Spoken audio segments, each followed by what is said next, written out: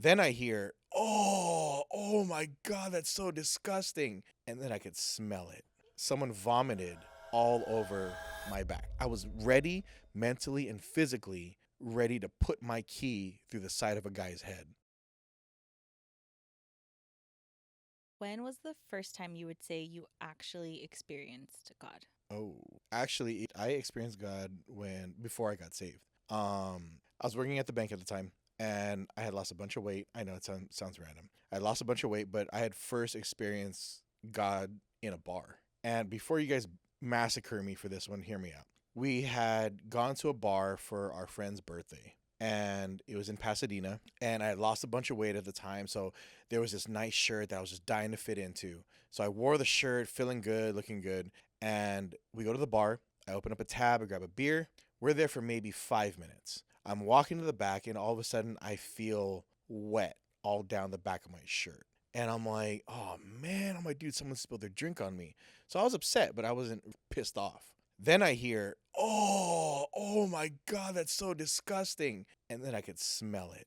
Someone vomited all over my back. I'm there for 5 minutes, and someone decides to vomit on my back.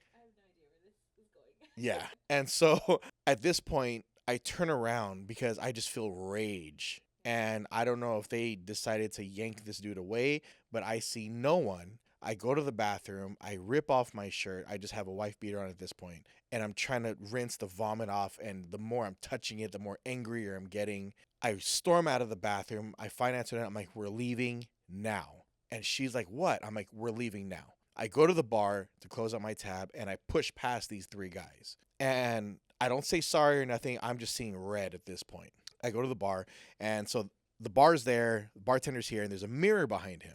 And I can see these three guys, and I can hear them talking crap to me, right? Saying, who the heck do you think you are? Yada, yada, yada. And so I have my keys in my hand, and I can see them. They're really starting to get irritated because I'm not even acknowledging them. So they start walking towards me, and I'm like, oh, this is how this night's gonna end. I'm like, there's three of them, there's one of me. I'm like, more than likely, they're gonna beat the crap out of me. Okay, three gangster looking guys. And I have my keys, and the first thought that I had in my mind was, I'm like, if I can get one good swing, I know I could at least kill one of them. If it's 2-on-1, I stand a chance. I know I do. But if it's three, they're probably gonna stomp my head into the floor. So I grab my keys, tight grip, and I'm watching them as I'm waiting for the bartender to give me my card. I'm watching them come up from behind me in the mirror. Right when I feel like they're within striking distance, I'm literally about to turn around and just swing for the fences, and I hear stop in my ear, inside my ear. And I turn back around to the bartender, and he's barely turning around to give me my check. And I'm like, what did you say to me? And he was like, and he's yelling. He's like, what? And I'm like, did you just say something to me?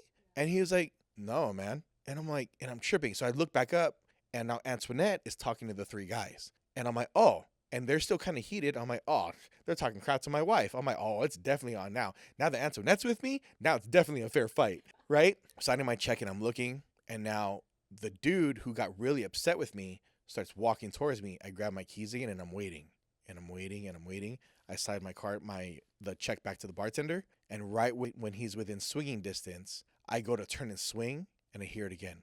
Don't do it. Stop. And I turn. I'm like, and I'm looking, and I'm waiting for someone who's like remotely close who could have told me to stop.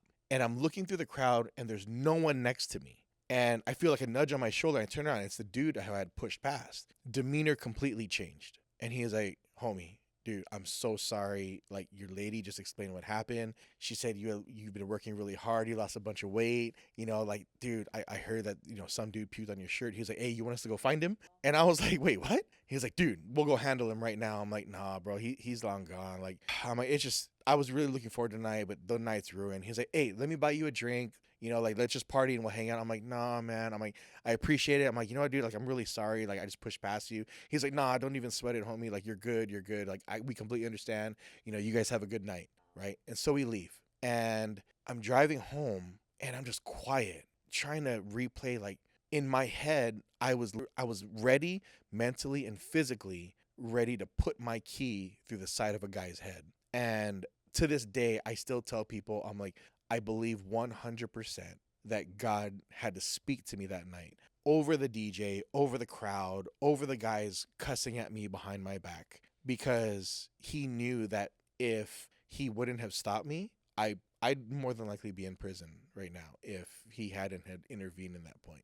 That was probably like the first like true miracle that I've ever experienced, was that he stopped me from making a really stupid decision, which ended up not even being anything big at all, because if since I just stopped and just waited, the whole thing ended up working itself out.